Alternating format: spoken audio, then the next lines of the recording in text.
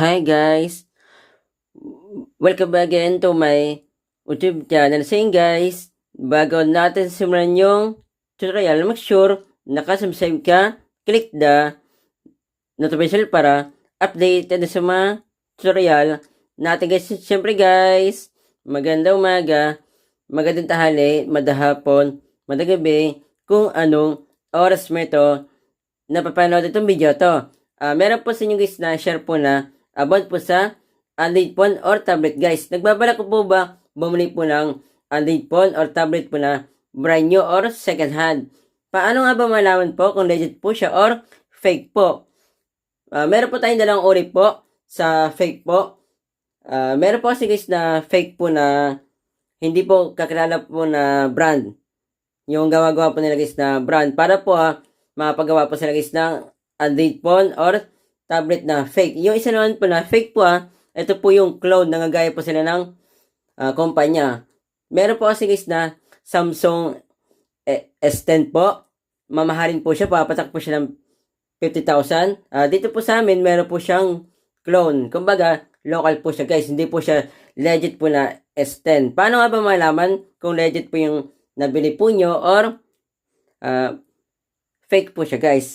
Punta po tayo sa cellphone. Screen record ko po sa inyo.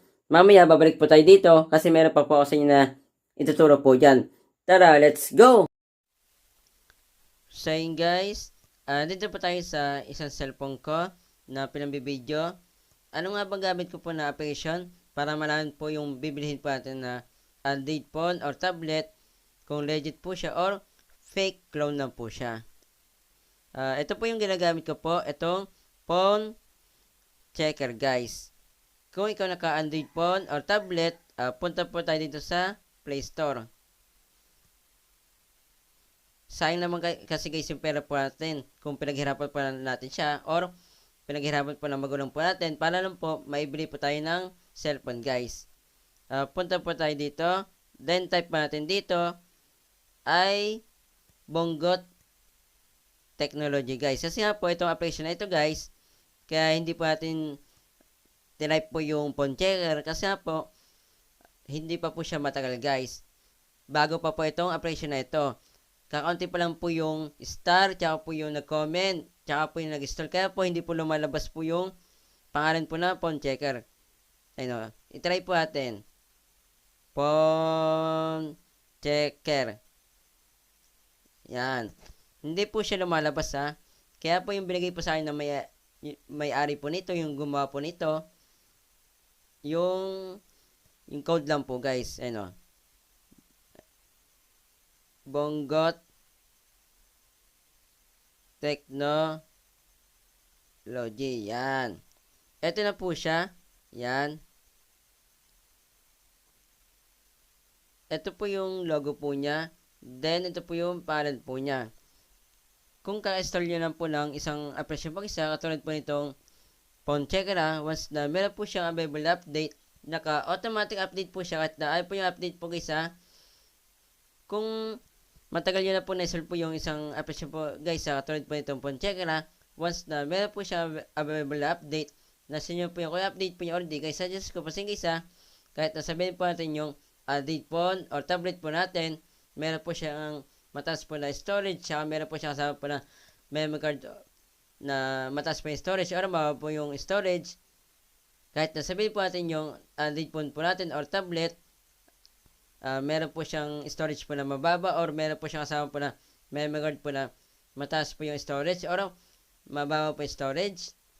Basta po guys nagtitipid po sa storage, pwede po natin siya na hindi po i-update. Hindi po ito katulad po ng ibang application po guys once na meron po siyang available update, kailangan pa po natin siya i-update para po magamit po natin siya uli punta na po tayo dito sa phone checker. Tara, let's go. Ito na po siya. Yan. Ito na po. Click po natin itong phone checker. Kasi guys, meron po nababalitan po. Kahit na nagpunta na po sila sa mismong store, binibentahan pa po sila guys ng scam na cellphone. Kahit na andun na po sila sa mismong bilihan po guys Kaya mas maganda po meron po kayong ganitong application po guys. Kaso nga lang po, malalaman nyo lang po dito yung Android phone or tablet lang guys. Hindi po kasama po yung iPhone tsaka po yung iPad guys ha. Dito po pwede po natin na ma-check po yung brand po niya. Tsaka yung fingerprint, hardware, tsaka po yung IMEI guide po niya.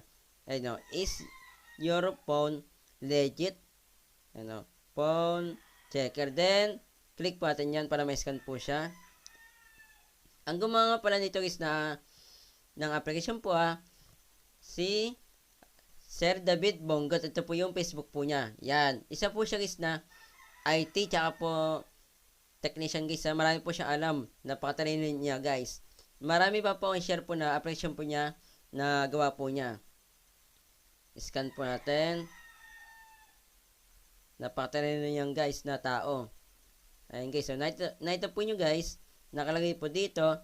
Legit. Tsaka meron po siya nakalagay po na 100%. Ayan po yung device info po niya. Nalalaman po dito guys yung device info. Tsaka po yung hardware specs. Tsaka dito guys yung mga information po ng battery and charging guys. Baba po natin. Normal lang po na meron pong ads. Kasi nga po bilang tulong po natin sa kanya. Yung gumawa po ng application na ito. Si Sir David Bongot. Para po kumita po siya kahit papaano. Hindi naman po nakakabala po yung ads na ginawa po niya guys. Yan po yung maganda. Dito po sa detection result, once na meron po nababas po dito na isang error or dalawang error or tatlong error, meron po ang problema po yung binili po natin na cellphone. Katulad po ng Android phone or tablet guys. Dito po kapag hindi po lumabas po yung legit, nakalagay po ay fake, tas mababa po yung percent, ibig sabihin po, local po siya, or, guys, clone lang po. Tsaka po dito, hindi po lalabas po yung tunay na specs po niya. Ayun, dito guys, lumabas po yung detection result. Ito po, lumabas po yung brand po niya versus manufacturer, tsaka po yung build fingerprint. Yan po yung binabagit ko po sa inyo kanina. Hardware specs. Paano nga ba gamitin po yung IMEI? Kasi ito guys, itong IMEI na ito po yung signal po. Katulad po ng Bluetooth, data po, mga ganun guys.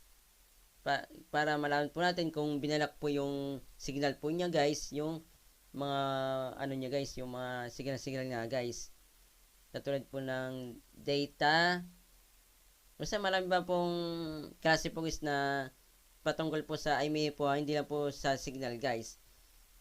Kapag meron pong problema po dyan, kapag type po natin dito guys, kasi 15 na digit po siya, kapag meron po nalagay po na X, hindi po siya nag-check po, ibig sabihin po, hindi po siya legit. Paano nga ba siya malaman kung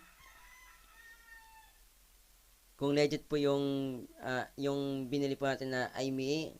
Wala pong problema po sa mga signal. Kahit nasabihin po natin guys yung lumabas po dito na scan po natin na result, legit po siya. Kung meron naman pong problema po sa mga signal, kasi po once na nakablock po yung signal po natin, ibig sabihin po yung binili po natin, nakaw lang po siya guys. Saan ba makita po yung IMEI? Pwede po tayo punta po dito sa settings na application. Then, pwede naman po dito guys sa Bluetooth, Wi-Fi data. Yung iba naman po dito po yan inalagay sa binubuksan. Then, sa akin naman po, pababa po siya. Yan. Then, punta po tayo dito sa settings. Baba po natin. Pupunta po tayo sa about phone po. Yung iba naman po, about this phone po. Baba natin. Status natin.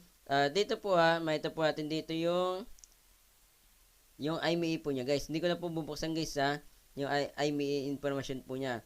Then, doon na po tayo sa dalawang cellphone na example ko po guys.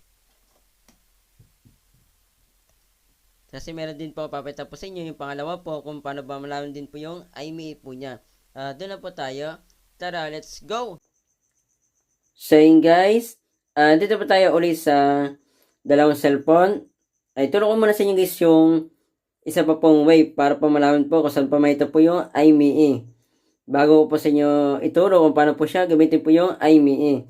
Diba? Kapag balan nyo po yung cellphone po natin, syempre, nasa atin po yung box. Kapag sa gahandaman po, kung naitago po yung box po nyo, napakaswerte nyo naman guys.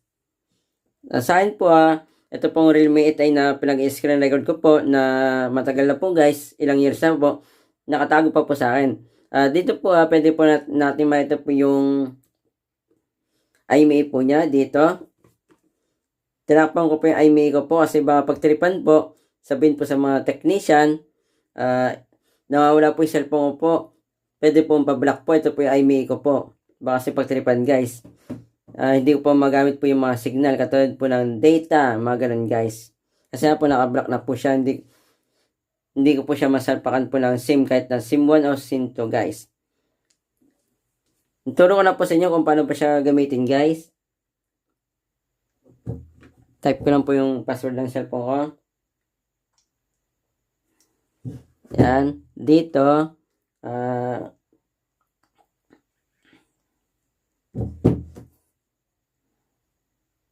Yan.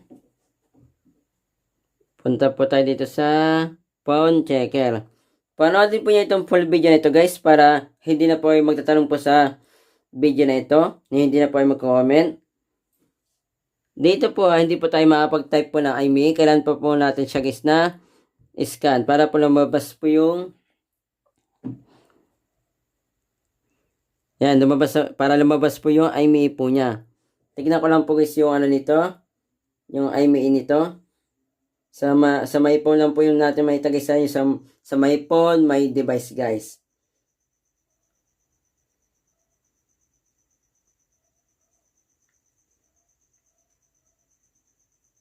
Pause ko muna itong video na ito guys kasi hanapin ko lang po siya. Nakita ko na po guys yung iMe po niya. Nakita ko na po.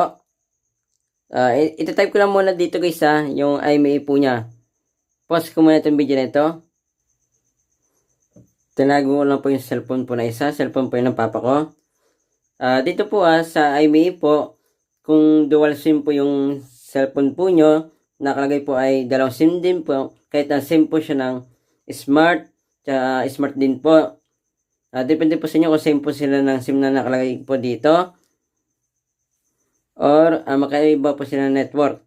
Dito po kasi nga po yung iMe po ng SIM 1, SIM 2, magkaiba po siya guys Yan dito po tinapan ko din po yung iMe po para po hindi po mahack po yung iMe po ng papa ko guys.